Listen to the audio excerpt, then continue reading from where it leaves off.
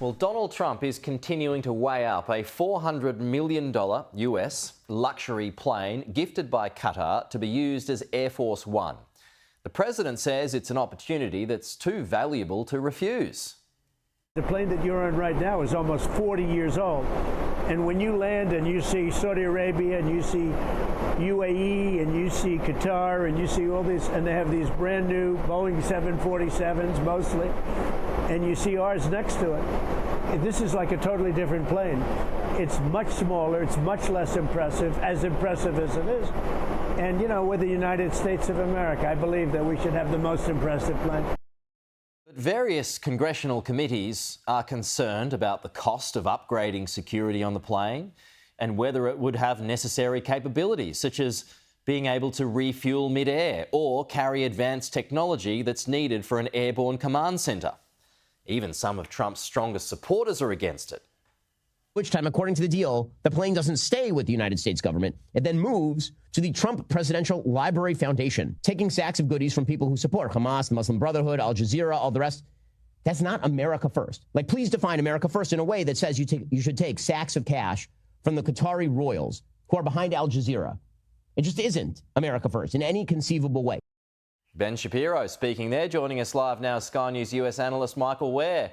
So, does he accept, Michael? Well, I guess only the president himself knows that. As he put on Truth Social last night, only a fool wouldn't accept this. Well, there's a lot of people on Capitol Hill and a lot of people in the national security apparatus who definitely would not accept. One, there's a legal problem. No federal employee, like the president, can accept gifts from any foreign government under the Constitution. So one, there's that problem. This is a big $400 million gift. But the other real problem is security. As the national security experts are saying, and this plane is already in Texas, by the way, because the president toured it back in February, that you would literally have to take it apart, every bolt, every screw, every headrest, to make sure that there's no listening devices, jamming devices, or any software that has been embedded within the plane's operating system. Plus, it would take years to retrofit this plane because Air Force One has to be designed to survive nuclear blasts and to be able to continue flying and operating. And let's not forget, there's already 2 new Air Force Ones moving through Boeing factories right now. So their delivery has been delayed. But the problem is, I think, and President Trump said it himself, he just hates having the smallest plane on the tarmac. And as someone described this plane, it's outfitted for an emir or prince.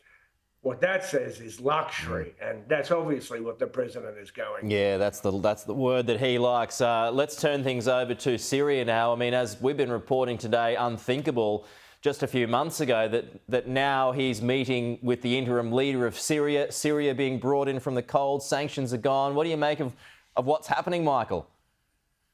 Look, this is a groundbreaking event, and it marks a significant shift in US policy. And I have to say, it's probably a good shift because it's not just in the region's interest to have a stable Syria, which can be a hotbed and haven for terrorists of all stripes, but it's also in America's interest to have a stable Syria. The irony being that 6 months ago, the Americans had a $10 million bounty on the head of the now president of Syria because he was a terrorist. And while President Trump says he's young and he's handsome and he has a strong past, let's not forget, 20-odd years ago, he went to Iraq as a foreign fighter, killed Americans, was captured, spent time in an American prison, Buqa prison. Then he went back home to Syria, where he ran an offshoot of al-Qaeda called the al-Nusra Front. He then turned on al-Qaeda and eventually led an incredibly breathtaking and successful rebellion against the Assad regime. So, look, this is actually a smart play. We did this in Iraq, right?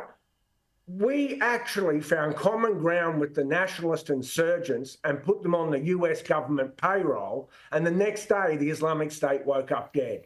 So talking to your enemies and becoming friends with your enemies is not a new thing. We've seen that throughout US foreign policy history.